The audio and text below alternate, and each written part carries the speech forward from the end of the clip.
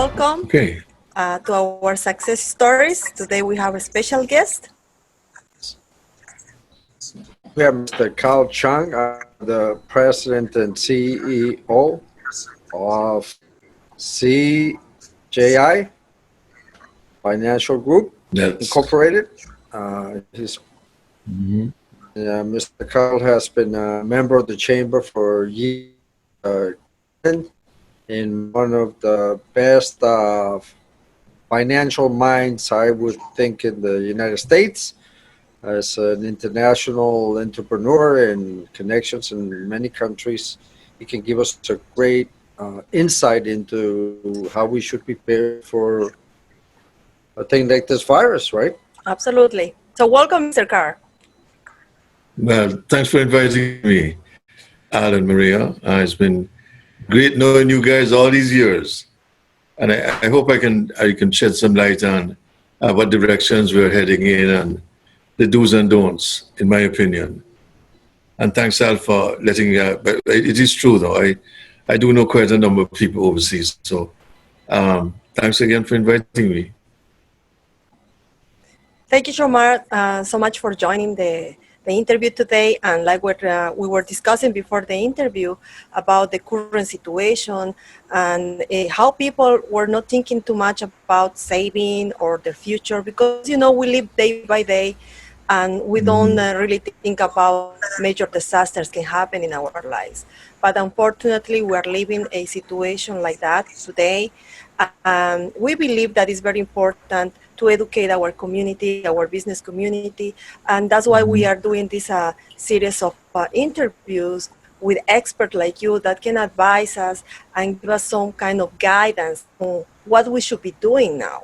So I know that you are an expert in financial and planning, but what do you recommend our community to do now?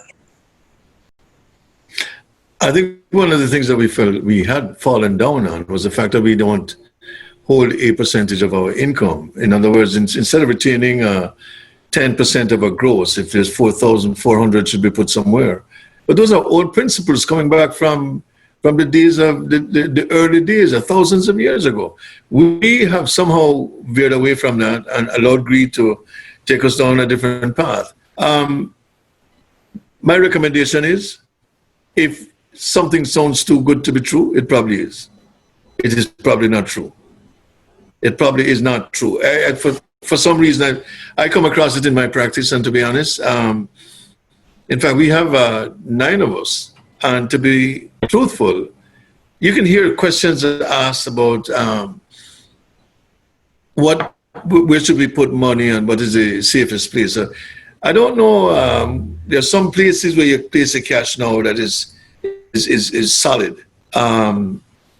Maria, you and I had spoken about annuities at one point, and you can gain the upside with the equity indexed accounts, but when you just on the regular side, you can't lose any money, but you cannot make any money, but you can't lose any. Unlike the mutual fund market and the stock market, when you start to play that kind of a game, you need to make sure that you have some money set aside to do that kind of hit stuff. Because to be honest,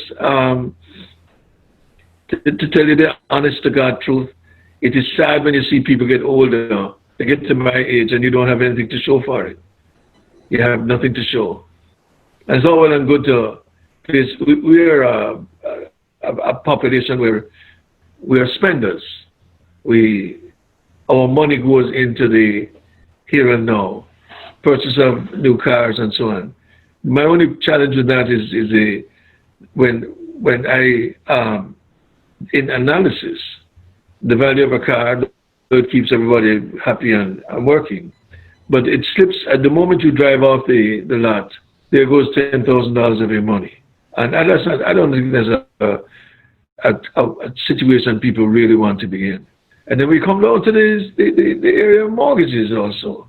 You put 5% down or you put 3% down as in FHA loans, and you swear to God you own this house. Well, if you take $300,000 and the interest rate is 5%, and I'm in the ballpark here to tell you that that property would be worth X dollars down the road.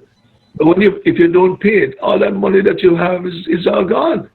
You all kiss it goodbye. And that is, even though real estate to me is one of the solid backgrounds that people should pursue, because you have to make sure your family is secure and make sure that you put away a portion of every dollar that you earn. And it will make a difference. It will make a difference. In my practice, and I have spoken on this many times, many times at different meetings as a guest speaker. And to be honest, I just think that we as responsible human beings, we owe it to the children that we bring here, to the families that we have. And you know, one of the biggest challenges I've seen is when you have families from different parts of the world coming together here, the cultural values are quite different. Everybody don't. There are people I know, they don't take their elderly and put them in a nursing home. You're just not doing it. We are not doing it. We were the whole outlook on life. Say it again. I didn't hear. Yes, I think that one of the challenges we find, especially here in South Florida, is that many cultures don't have that mentality of saving. And I think U.S. is a very big problem that people are not thinking, like you said, on putting money away for an emergency or even for a vacation or a car. What they do is everything they make, they spend. So you can't have a nest egg for emergency like the coronavirus.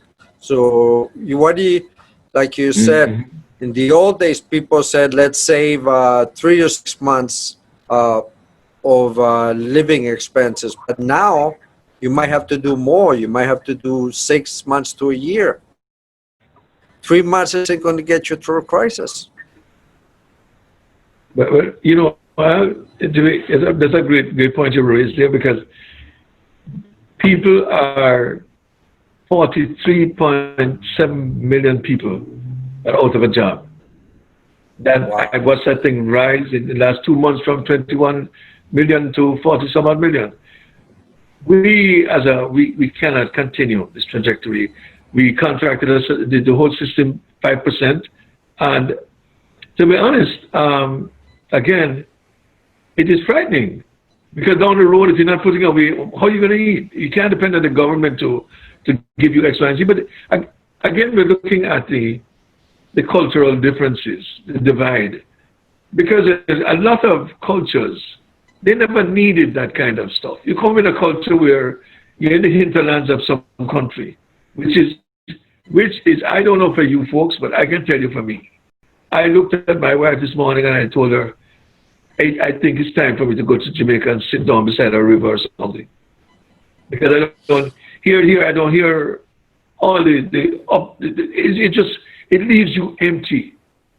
And then you wonder why they don't have the savings. Why? Because a lot of people don't come from any wealth in terms of material things, but they have family, which you can't buy.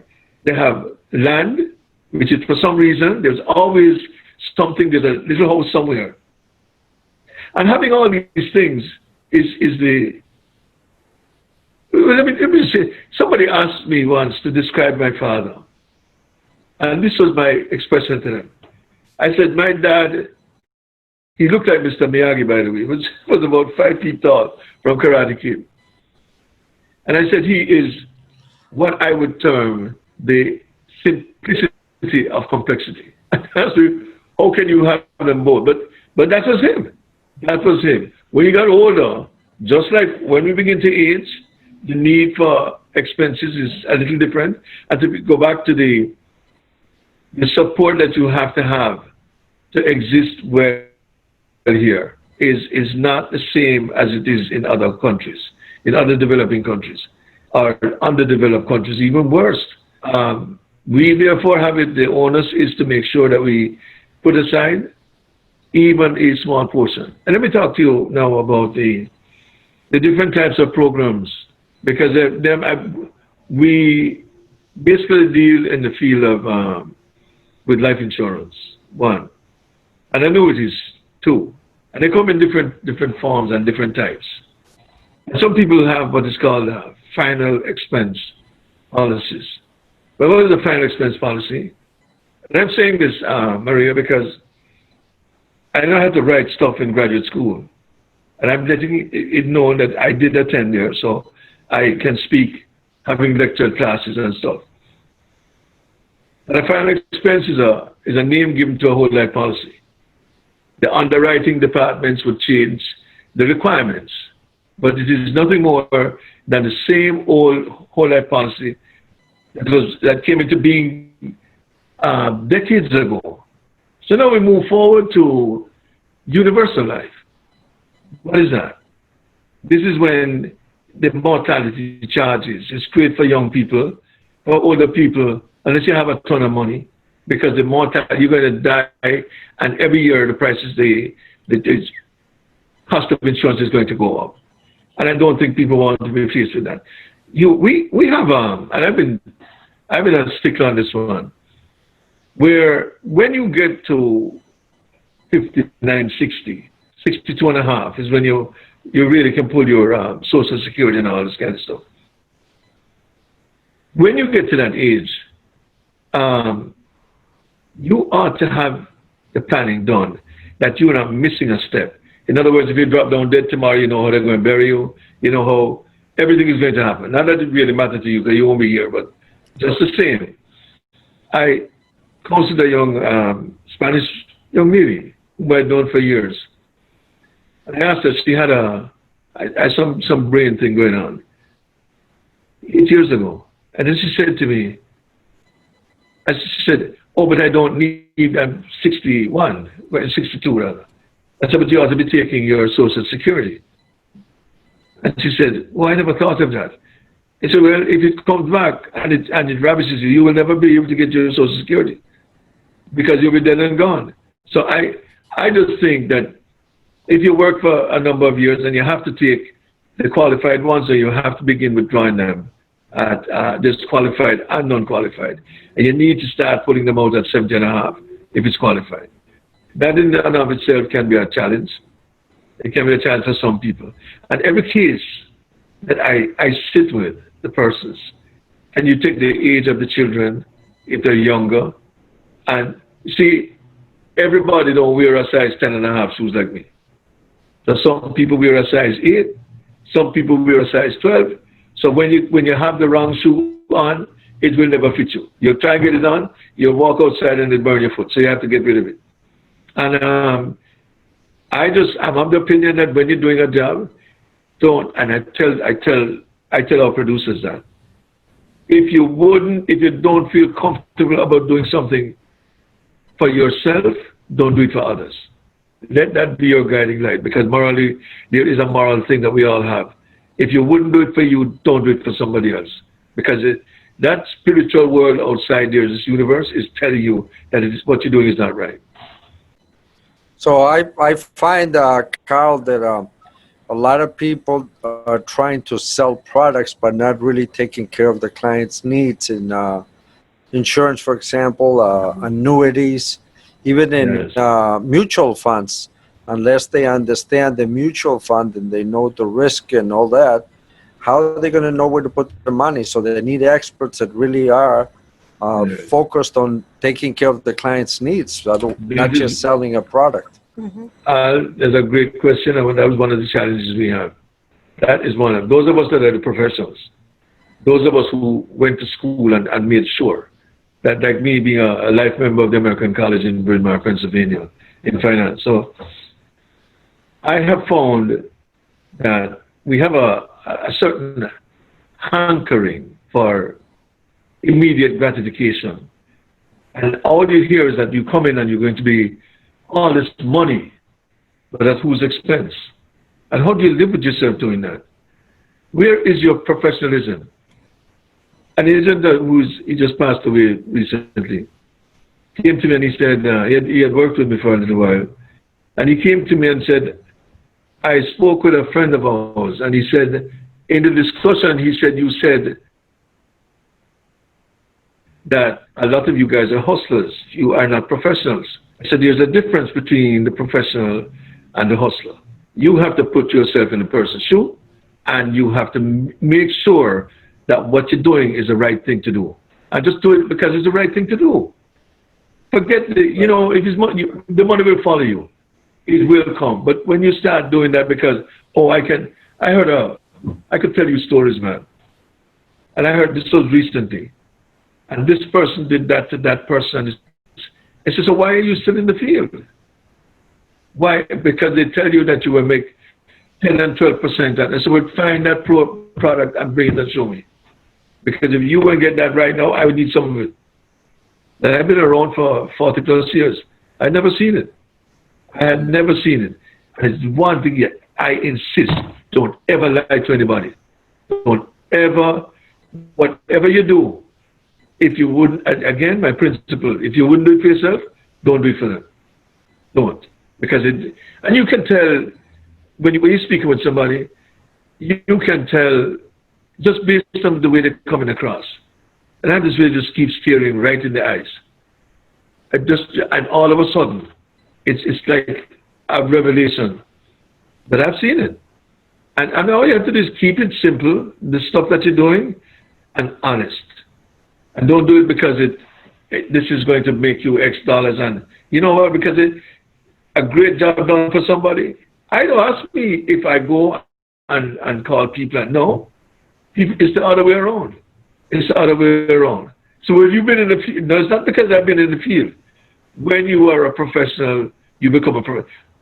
Who among you that is sick will go to a person who says he's a doctor and he can't show his license? He has no medical license, but he's giving I see people giving advice. I told a friend of mine the other day, I said, how can you tell give advice on finance? So where's your license? But I have 3 of them. I have 3. He don't need a license. I said, would you go and see a doctor who's not licensed? No. I said, then what makes him different from us? We handle money, and he handles human beings in terms of hands, laying on hands. We don't lay on hands, but we do the same professional approach. And you can tell, Alan, Maria, when you're dealing with a professional, yes, you sit down and you listen to them speak, and they let you speak. And the more they let you speak, and the way they dress is a big telltale. It is. I learned a long time ago. Yeah, one of the things. One of the things that I always hear is everybody has an opinion. So if you are looking for advice from your person that sells cars on life insurance, I think you're going to the wrong source. That happens often. People get advice from people that have no clue what they're doing because just because they're a cousin or a friend. But it's also, I believe, especially when you talk about your finances, your future, you not have a generic answer because it's case by case. My situation is not going to be the same like your situation or other somebody. Exactly, everybody is different. So when you talk about your future, you definitely need to sit with a professional like you, and go over all your current situation to see what your options. Talk options. You mentioned that you manage several products under your umbrella. One of the ones that you mentioned is the annuities. Can you please tell us about this? Yeah. Well, I'm going to keep that one simple. There are basically 2 types. One is the fixed annuities. In other words, if you had $100,000 and it goes in an account, it sits in that account. The professional is supposed to know which is the most advantageous account for you. The other, and you can't lose any money, by the way. The other is the equity indexed account, which is also an annuity. They tie these onto some universal life products also. Major difference. One is the money that you can't outlive, which is your annuity. If you're young, you start piling up the capital when you're young. But when you get to 65 and 70 and 75 and approaching like late 70s, it is the time when you look towards withdrawing the money on top of, you still retain your principal. I had some of them will run to age 100, but you don't make any withdrawals until the 7th year. There are others that you can immediately notice. Somebody worked and had money in a 401k. And one of them that says you need to take this money now. What do? You don't want to take it to the bank. What's the bank paying you? Is it 0.5%? Half of 1%? Or 1%? Maybe. Plus, Losing money. since it's not deferred, you're paying taxes. You're losing money. Yeah, go ahead. Of course. Of course. Not only that, but if it is non-qualified money, you're going to be pay taxes on the gain. So 100,000 at 1% is $1,000. At 20, 25% or 20% tax bracket, there goes $200. So your gain is not really 1%. Is 1% minus. And you also have inflation that's going to eat at that, so you have nothing. There we go. We're averaging what? 3%. But we have a rule in finance, called the rule of 72. It is more complicated than you think, because you have annuity, you can put it with a life insurance policy. So it's a science. You can't just have these try to sell insurance policy without seeing what else is the right thing for you.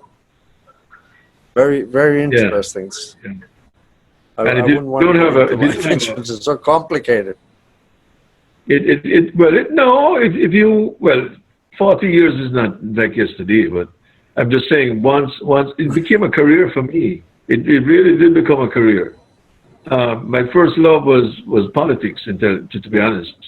But I started in Jamaica, and I went on to lose elections down there as the youngest candidate back in the 70s. And so I developed this infamous stuff in Barbados and Trinidad and so on. Come to find out, in fact, I'm a former training officer, and I was trying to reach him this morning because the last time I saw him, he was so skinny. But these guys were these were the real professionals, man. The classy. These guys signed their shoe, and you could comb your hair looking in the shoes, right? But this is the background from which I came. They went to the LUTCF. I'm just telling you a little of my own background, and then I went on to the American College when I came here, and did CLU program, and then into undergrad, and then into graduate school, and it has served me well, to be honest. It has. But when if I get up to speak, I don't speak like the guy on the street guessing, because I don't practice that nowadays. I did the Series 7 years ago, and the 7 is your stockbroker's license, and I did it, and I'm saying to myself, why would I want to tell any of you to take your hard-earned money and gamble it away? Where I come from, where a lot of us come from, it is not our thing. It certainly isn't. So I'd rather be on the safe side. I've never had a phone call from anybody saying, I lost so much money. And the next thing I love to see is when you can increase estate value by $100,000, let's say. Here's a person who's insurable, don't have any heart disease, don't have any terminal cancer. And I'm telling you, you have to observe this in the field, because people have to do physicals to see if they will qualify for and some companies waive it. Cancer. You can write that if there's no return after a few years, depending on which one it is. So, having done all of those, you end up with an annuity contract. A person aged 55, 60, 65, $100,000 cash. And it is time for them to start pulling at 66 anyway, 66 and a half, or 70 and a half. So now, what do they do with this money? They have a home that's worth $300,000. They have an annuity contract that's worth $100,000. They have life insurance that is worth $80,000. So now we have $380,000. We have $480,000. But this guy has grandchildren he wants to leave so far, or the woman, and then he has great grand coming up. So what do you do now? I stayed in here and I said to them, this is how you do it. You take So, one annuity. Mr. Carl, Yes. let me ask you, because we're going to have to finish right about now. Our time is up. Okay. But I wanted you to give people your phone number and your email so they can contact you for additional questions. Okay.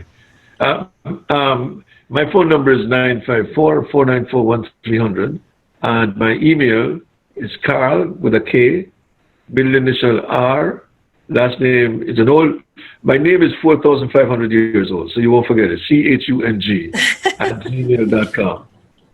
Then I had to say that because I asked a young lady last week. I said, how old is your name? And she says, I don't know. I said, well, mine is 4,500 years. So you bet that when you find out where you come from, let me know. Anyway, but it's been a pleasure. It truly has, and I hope this reaches other people.